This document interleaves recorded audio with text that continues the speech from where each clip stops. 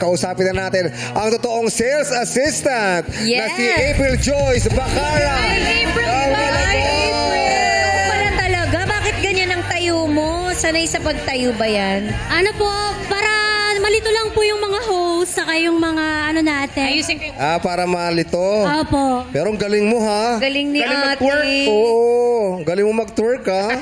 Si Ate Jackie, sorry po kung natarayan po, para madala lang din po, para malito lang din po sila. Mabait si Ate April. Acting lang naman yun. Oo. Gaano katagal ka na bang breadwinner? Ano na po ako nag-start 2009, almost 15 years na po. Yes. 15 years. Oo. Anong mga trabahong pinasok mo para lang makapagbigay ng suporta sa pamilya mo? Yung ano po, bali po kasi yung unang-unang trabaho ko po, para po makapag-aral ako. Kasi matanda na po yung nagpalaki sa akin. Laki po ako sa lolo't lola ko. Okay. Tapos po, pinag-aral ko po yung sarili ko kasi hindi na din po nila kaya ako suportahan. Matanda na po sila eh. Para po makapag-aral ako, nag-service crew po ako. Ilang taong ko nag-service crew? 15. Matagal din po, nag-start po ako, 15 pa lang po ako, nagsa-sideline na po ako dun sa kanila. Ilang taon yun umabot? Hanggang po makatungtong po ako ng second year college. Kaso po yung time na yon, pumunta na po ako sa mother ko na tunay. Kasi malapit po siya dun sa school na pinag-aaralan ko po. Dumating po yung point na magmi-midterm exam, manghingi ako sa kanya po ng pambayad. Kasi hindi niya po ako tinulungan. Priority niya po kasi yung iba kong kapatid na saka ka na lang mag-exam pag nakagraduate na yung isa. Parang dinimdim ko po yun na nanay kita, matapos mo ko iwanan ng ilang dekada, tapos di mo malang ako kayang Sumama tulungan. yung loob mo. Parang nagrebelde po ako. Nabuo po yung anak kong panganay, si Yuki. Bali po sa takot ko po sa parents ko po noon, nagtago po ako sa Laguna. Nagsikap pa rin po ako magtrabaho doon habang po nagbubuntis ako.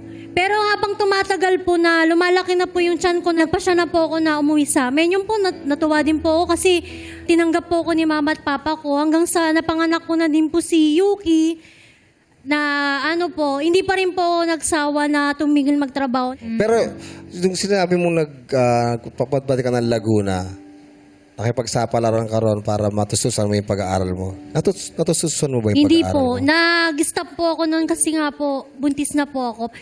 Tapos yun nga po, kasi po para po matustusan din yung papa ko, ilang taon na din po si Yuki. Kasi po si Yuki po, meron po siyang nephrotic syndrome. Ano yun? Ano yun? Yung Kung pwede namin protina itanong. po niya, nilalabas po niya hanggang ngayon po, simula po nang napanganak ko po siya, nagme-maintenance pa rin po siya. Okay. Hanggang ngayon po, lagi po kami nasa ospital, kailangan niya po ng admin, kailangan niya ng ganito para po bumalik siya sa normal. So, bali ilan yung obligasyon mo? Obligasyon mo sa pamilya. Bali po yung, nandun po kami sa loob ng bahay, ang sinusuportahan ko po, 13 po kami lahat. 13. Kasama na nun si Yuki at... Ilan yung mga kapatid mo? Bali po, yung apat ko po na kapatid po, yung dalawa po kasi may pamilya na. Bali yung kasama ko po ngayon sa bahay, si kuya ko po.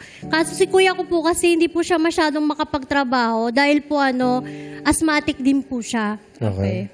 Tapos po nung pag-uwi ko po noon, kasi kailangan po ni Papa ko noon ng CT scan para po sa lalamunan niya. Na butas na po kasi yung lalamunan po niya. Para sa gusto ko po, hindi ko na po din kilala yung sarili ko eh. ano ibig sabihin? Na, Parang hindi ko na din po kilala kung ako pa ba to, tama pa ba yung ginagawa ko para mabigay lang din po yung... Dahil yan sa problema na Sa dami ng Sa dami po problema. na Dami ng hinaharap problema. ko. Bali po yung time po noon, pagdating ko po noon dito sa Manila, hinahabol ko po yung CT scan para po mabayaran. Sansa na din po ako pumila ng social service. Wala po kami makuha na ganun kalaki na amount na kailangan. Kaya po, Dahil ginawa mahal. ko po. Mahal ang nag-go po CT ako. scan. Oo, napakamahal. Sobra. Kaso po sa kasamaang palad na gusto ko po siyang masurvive, hindi ko na po siya naabutan. Wala na po yung papa ko. Ang hirap nung ginawa niya yung lahat ng paraan na pwedeng magawa para lang makatulong kay papa niya dahil gusto nga niyang i-save yung papa niya. 3 weeks. ikaklaro lang natin na si papa mo ay ang iyong lolo, yung nagpalaki sa'yo. Opo, Nagpalaki. sila po. Laki po kami sa lolo't lola. Iniwan po kami doon simula pa lang po ng maliliit pa lang po kami. Tapos yun po, nagbukas naman po ng pinto. Natuntun naman po ako ng Malaysia. Yun na po, may tubig na po kami.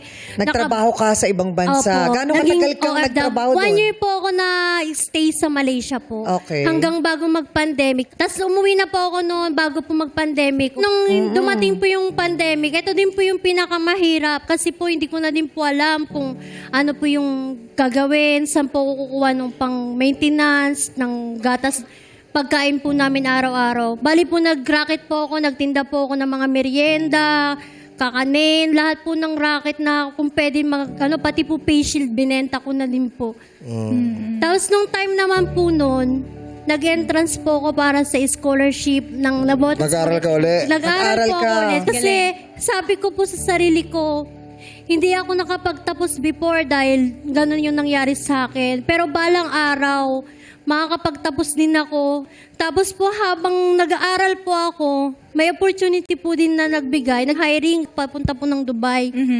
Nagpunta naman po ako sa Dubai. Grabe, in fairness, Grabe, ang no? dami Lahat. pong Lahat nangyari. talaga ginawa niya. Oo. Lahat. Grabe experience mo, ha? Grabe experience. Pero masaya ka naman pag kasama mo yung mga anak mo. Yeah. Masaya po kasi umuwi din po din talaga ako para po sa kanila, para din po makagraduate ako. Ito lang pong this year. Para po talaga sa kanila, kaya din po umuwi ako sa Pilipinas. Hindi, tsaka ang maganda doon ay parang, di ba, natuto si, Yes. si Yes. April sa mga nangyari yun. Nakatapos siya ng college, Yes, di ba? ang importante At ngayon, natutunan. sales associate ka na. So may mga winning moments na. Yes. Di ba? Yes. Sana magtuloy-tuloy, April. At sana lalo ka pang lumakas at maging matibay sa laban ng buhay. Alam naming napakahirap. Hindi Yes. ba? At saka, syempre sa mga anak din, anong mga sinasabi mo sa kanila? Yon, sa mga anak ko, sa lahat ng pinagdaanan ko, alam ko mahirap. Sabi ko sa inyo, hanggang kaya ko, pati sa mga pamangkin ko. Pag-aaralin ko kayo sa abot ng aking makakaya habang nabubuhay si mami saka si tita. Ibibigay ko sa inyo lahat. Kahit yung buhay ko, iaalay ko sa inyo lahat. Sa mama ko, na lang dyan. Mahal kita, ma. Salamat sa pagpapalaki sa akin na mapagmahal sa mga kapatid ko, sa mga anak ko. Yung tinatawag mong mama ay si Si Lola. Lola Rosario. Si Lola. Nandito si ngayon Lola. kasama Si natin Lola si Lola Rosario Rosario. Lola, may mensahe Hi, po Lola. ba kayo? Nalaglag yung salamin ni Lola. Magandang hapon po, Lola. Ako, Lola Rosario. Matangos ang ilong ko kaya nalalaglag yun. Okay lang po. Ayan. May gusto po ba kayong sabihin kay April, Lola? Paano ba yun? Naiiyak ako. Okay lang po. Meron naman ho. Nagpapasalamat nga ako. Ganyan siya nagmamalasakit sa amin. Sa akin. Ako naman ho ang nagpalaki sa mga iyan. 4 silang magkakapatid. Pati mga anak niya, ako ang nag-aalaga. Sana ang hinihiling ko lang sa kanya, baguhin niya na yung buhay niya, pagpatuloy niya yung ginagawa niya. Ayoko na mag-anak pa siya ng marami. Tama na yung 4. Yeah. Oo. Kasi mahirap ang buhay, ano po? Graduate na po siya nung September. At iba na po ang kwento ng buhay niya. Kasi mama, natapos ko na silang pinalaki. Apo na naman sa tuhod ang pinapalaki ko. Naku. Buti kung malakas pa ako, hindi na eh. Oo nga po. Parang dapat nga po ngayon, medyo relax na kayo, nagpapahinga na kayo sa dami ng ginawa nyo nung kabataan nyo, hindi po ba? Kung magtatrabaho man siya ng malayo, kumuha na siya ng yaya, hindi na ako kasi hindi ko na kaya. Oo. Opo.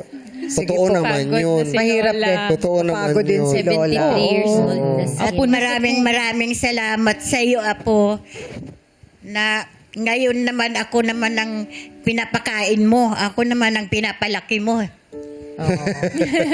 Salamat, Lola Parang Rosario. lambing lang ni April yun. Kasi nga, inaalagaan mo yung mga anak niya. Opo, pero katulong din po niya sa pagbabantay ng mga anak ko. Yung pong hipag ko din po. Si Ate Joy ko, salamat po. Te, love you.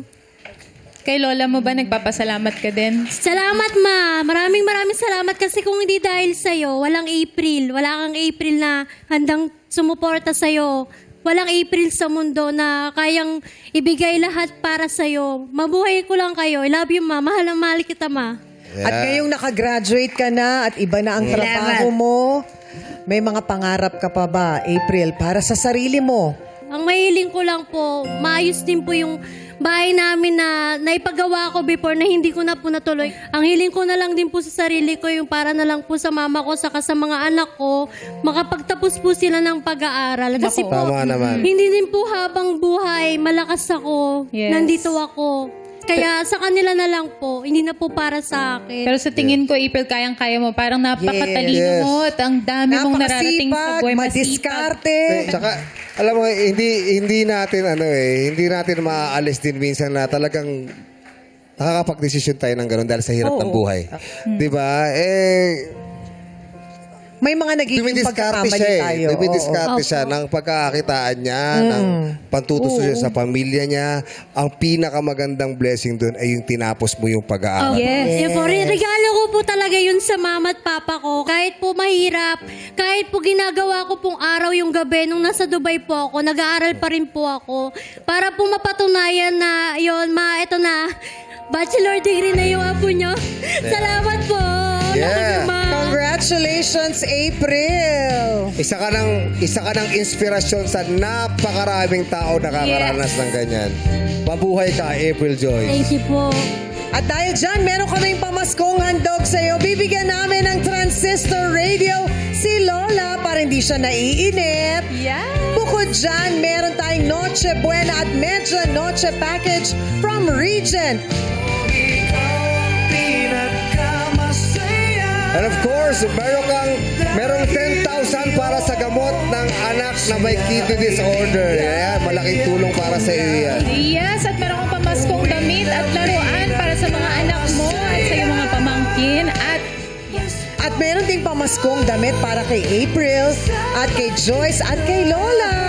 Lola, at para naman kay April at Lola, may 3 pares ng rubber shoes mula sa Finn Cotton. Lola, sana po happy kayo. Nako, this is designed to tell your story with every step. Ready to move, make that step, make it Finn Cotton.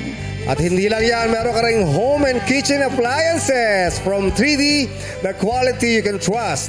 Meron kang oven, air cooler, stand fan, gas stove, rice cooker, water pump, kettle, and multi-function kettle and blender. O, di ba? Para kang nanalo sa... Kompleto gamit na yun Yes, at syempre meron pang special gift packs from Julie's Bake Shop. Everyday fresh, everyday sulit. And of course, sabi nga ni Mami Zenith, meron ka pang 5,000 galing sa kanya. Yun na pala natin. Yung napalalunan ni Mommy Zenith na 5,000 ibibigay niya sa inyo. Yes. Maraming At salamat eto pa, alam kong hindi nyo nagagawa masyado to ang pagbabanding. Kaya para sa banding ng buong pamilya, 15 cinema tickets manonood ng And the Breadwinner is. At may pagkain din kasama yan, okay? Maraming salamat po. Oh, wait, there's more. Wow. Meron ka ring 10,000 pesos cash Thank para you po. makatulong sa iyong pamilya. Yay, Merry Christmas, Merry April. Christmas, April. Merry Christmas.